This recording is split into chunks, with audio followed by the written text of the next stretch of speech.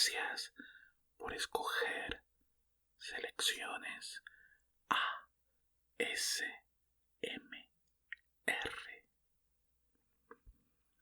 Yo soy Joe Satana, tu selector o curador de lecturas.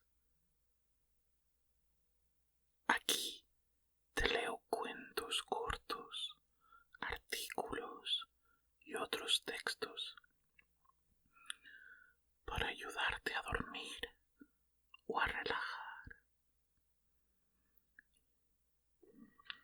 Hoy te traigo un cuento corto del autor irlandés Edward Plunkett, 18º barón de Dunsany, publicado por George Allen and Sons en septiembre de 1910, dentro de la colección de relatos fantásticos A Dreamer's Tales, cuentos de un soñador, y reimpreso en numerosas ocasiones.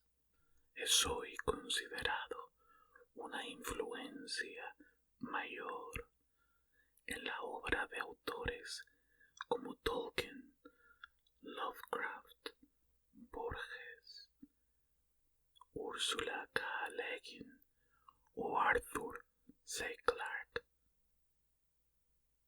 En inglés se tituló Where the Tides Ebb and Flow, donde suben y bajan las mareas, de Lord Dunsany. Soñé que había hecho algo horrible, tan horrible, que se me negó sepultura en tierra y en mar, y ni siquiera infierno había para mí. Esperé algunas horas con esta certidumbre. Entonces vinieron por mí mis amigos y secretamente me asesinaron, con antiguo rito y entre grandes hachones encendidos me sacaron. Esto acontecía en Londres y furtivamente, en el silencio de la noche. Me llevaron a lo largo de calles grises y por entre míseras casas hasta el río. Y el río y el flujo del mar pugnaban entre bancos de cieno, y ambos estaban negros y llenos de los reflejos de las luces. Una súbita sorpresa asomó a sus ojos cuando se les acercaron mis amigos con sus hachas fulgurantes, y yo lo veía muerto y rígido, porque mi alma aún estaba entre mis huesos, porque no había infierno para ella, porque se me había negado sepultura cristiana.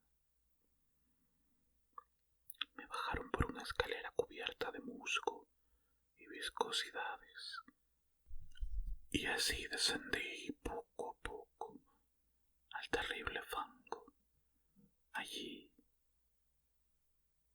en el territorio de las cosas abandonadas, excavaron una fosa.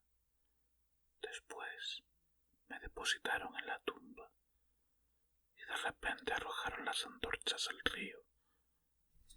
Y cuando el agua extinguió el fulgor de las teas, se vieron pálidas y pequeñas nadar en la marea, y al punto se desvaneció el resplandor de la calamidad, y advertí que se aproximaba la enorme aurora. Mis amigos se taparon los rostros con sus capas, y la solemne procesión se dispersó, y mis amigos fugitivos desaparecieron calladamente. Entonces volvió el fango cansadamente y lo cubrió todo, menos mi cara. Allí yacía solo, con las cosas olvidadas, con las cosas amontonadas que las mareas no llevarán más adelante, con las cosas inútiles y perdidas, con los ladrillos horribles que no son tierra ni piedra. Nada sentía, porque me habían asesinado, mas la percepción y el pensamiento estaban en mi alma desdichada. La aurora se abría y vi las desoladas viviendas amontonadas en la margen del río, y en mis ojos muertos penetraban sus ventanas muertas, tras de las cuales había fardos en vez de ojos humanos. Y tanto hastío sentí al mirar aquellas cosas abandonadas que quise llorar, mas no pude porque estaba muerto. Supe entonces lo que jamás había sabido, que durante años aquel rebaño de casas desoladas había querido llorar también, mas por estar muertas estaban mudas.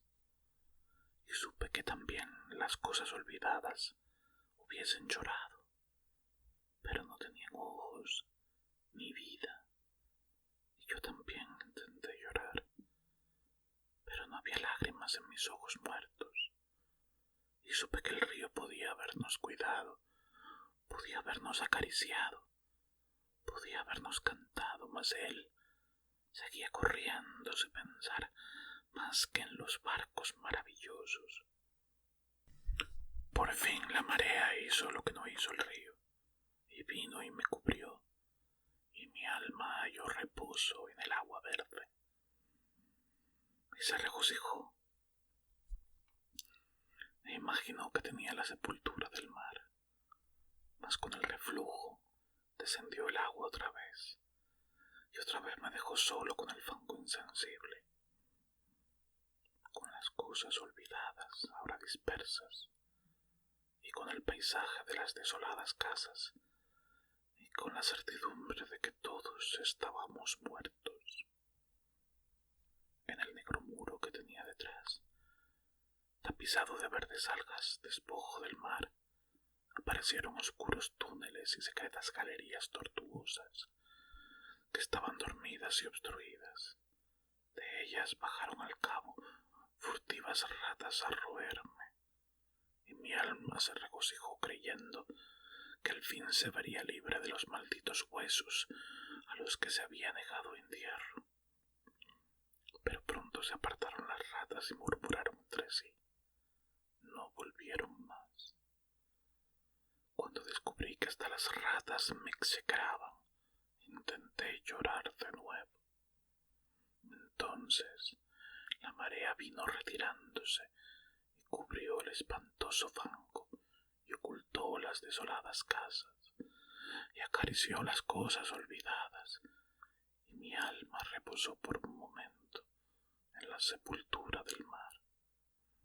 Luego me abandonó otra vez la marea, y sobre mí pasó durante muchos años, arriba y abajo. Un día me encontró el consejo del condado y me dio sepultura decorosa. Era la primera tumba en que dormía, pero aquella misma noche mis amigos vinieron a por mí y me exhumaron, y me llevaron de nuevo al hoyo somero del fango. Una y otra vez hallaron mis huesos sepultura a través de los años, pero siempre al fin del funeral acechaba uno de aquellos hombres terribles que, no bien caía la noche, venían, me sacaban y me volvían nuevamente al hoyo del fango. Por fin, un día murió el último de aquellos hombres que hicieron un tiempo la terrible ceremonia conmigo. Oí pasar su alma por el río al ponerse el sol y esperé de nuevo. Pocas semanas después me encontraron otra vez y de nuevo me sacaron de aquel lugar en el que no hallaba reposo y me dieron profunda sepultura en sagrado, donde mi alma esperaba descanso. Y al punto vinieron hombres embosados en capas y con hachones encendidos para volverme al fango, porque la ceremonia había llegado a ser tradicional y de rito, y todas las cosas abandonadas se mofaron de mí en sus mudos corazones cuando me vieron volver, porque estaban celosas de que hubiese dejado el fango. Debe recordarse que yo no podía llorar, y corrían los años hacia el mar a donde van las negras barcas, y las grandes centurias abandonadas se perdían en el mar, y allí permanecía yo sin motivo de esperanza, y sin atreverme a esperar sin motivo, por miedo a la terrible envidia y a la cólera de las cosas que ya no podían navegar. Una vez se desató una gran borrasca que llegó hasta Londres y que venía del mar del sur, y vino retorciéndose río arriba, empujada por el viento furioso del este, y era más poderosa que las espantosas mareas, y pasó a grandes saltos sobre el fango movedizo, y todas las tristes cosas olvidadas se regocijaron y mezcláronse con cosas que estaban más altas que ellas, y pulularon otra vez entre los señoriles barcos que se balanceaban arriba y abajo, y sacó mis huesos de su horrible morada para no volver nunca más, esperaba yo, a sufrir la injuria de las mareas. Y con la baja mar cabalgó río abajo y dobló hacia el sur, y tornóse a su morada, y repartió mis huesos por las islas, y por las costas de felices y extraños continentes. Y por un momento, mientras estuvieron separados, mi alma se creyó casi libre. Luego se levantó al mandato de la luna el asiduo flujo de la marea, y deshizo en un punto el trabajo del reflujo, y recogió mis huesos de las riberas de las islas del sol, y los rebuscó por las costas de los continentes, y fluyó hacia el norte hasta que llegó a la boca del Támesis, y subió por el río, y encontró el hoyo en el fango, y en él dejó caer mis huesos, y el fango cubrió algunos, y dejó otros al descubierto, porque el fango no cuida de las cosas abandonadas.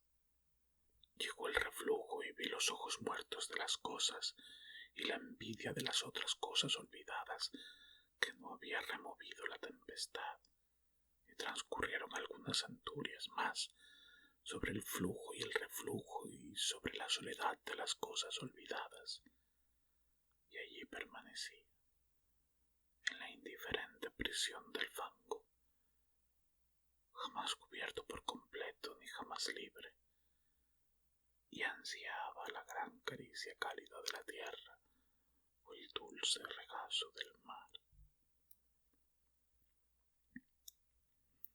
Y allí permanecía, en la indiferente prisión del fango, jamás cubierto por completo, ni jamás libre, y ansiaba la gran caricia cálida de la tierra o el dulce regazo del mar.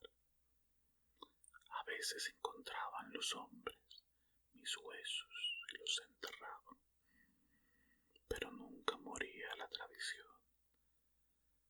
y siempre me volvían al fango los sucesores de mis amigos. Al fin dejaron de pasar los barcos y fueron apagándose las luces. Ya no flotaron más río abajo las tablas de madera, y en cambio llegaron viejos árboles descuajados por el viento en su natural simplicidad. Al cabo, percibí que donde quiera a mi lado se movía una brisna de hierba y el musgo crecía en los muros de las casas muertas. Un día una rama de cardo silvestre pasó río abajo. Por algunos años espié atentamente aquellas señales hasta que me cercioré de que Londres desaparecía. Entonces perdí una vez más la esperanza, y en toda la orilla del río reinaba la ira entre las cosas perdidas, pues nada se atrevía a esperar en el fango abandonado. Poco a poco se desmoronaron las horribles casas, hasta que las pobres cosas muertas que jamás tuvieron vida encontraron sepultura decorosa entre las plantas y el musgo. Al fin apareció la flor del espino y la clemátide, y sobre los diques que habían sido muelles y almacenes se irguió al fin la rosa silvestre. Entonces supe que la causa de la naturaleza había triunfado y que Londres había desaparecido. El último hombre de Londres vino al muro del río, embosado en una antigua capa, que era una de aquellas que un tiempo usaron mis amigos, y se asomó al pretil para asegurarse de que yo estaba quieto allí. Se marchó y no le volví a ver. Había desaparecido a la par que Londres.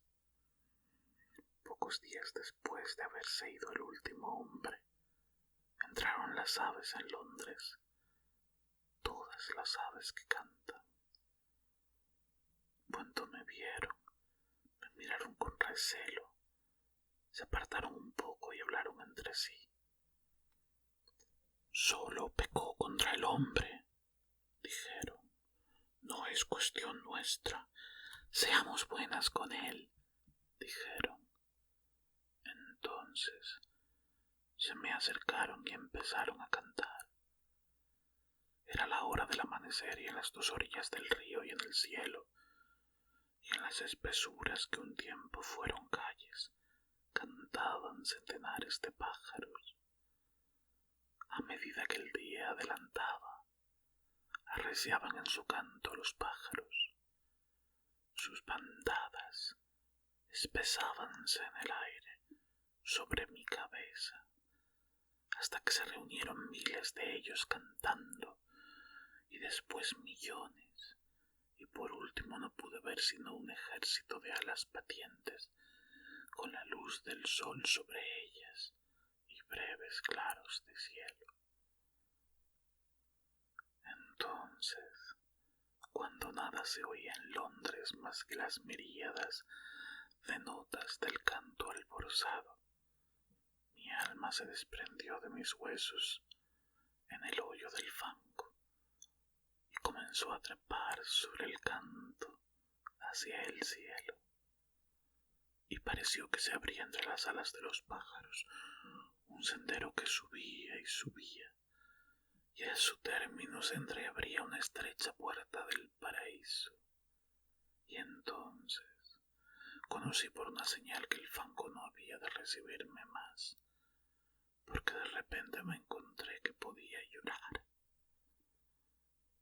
En ese instante abrí los ojos en la cama de una casa de Londres, y fuera a la luz radiante de la mañana trinaban unos gorriones sobre un árbol, y aún había lágrimas en mi rostro, pues la represión propia se debilita con el sueño. Me levanté y abrí de par en par la ventana, y extendiendo mis manos sobre el jardincillo, bendije a los pájaros, cuyos cantos me habían arrancado a los turbulentos y espantosos siglos de mi sueño. Donde suben y bajan las mareas, de Lord Dunsany.